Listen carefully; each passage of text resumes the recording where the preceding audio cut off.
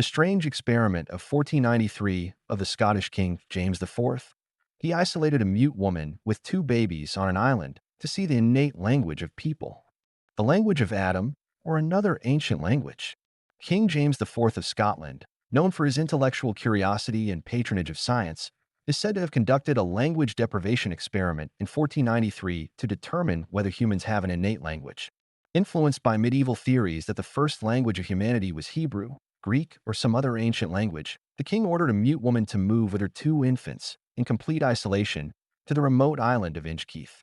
The goal was to observe whether the children would spontaneously develop speech, revealing which language was natural to humanity.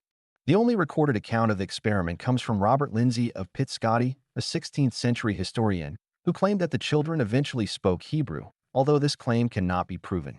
James IV had a reputation as a multilingual king, speaking several foreign languages, and this story highlights the darker side of early scientific curiosity.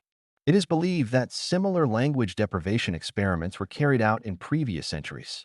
Pharaoh Psamtik I of Egypt, 7th century BC, is said to have tested children raised in isolation, and reports say they spoke a language called Bekos. Holy Roman Emperor Frederick II, 13th century, ordered a similar study, believing that children raised without exposure to speech would develop the language of Adam.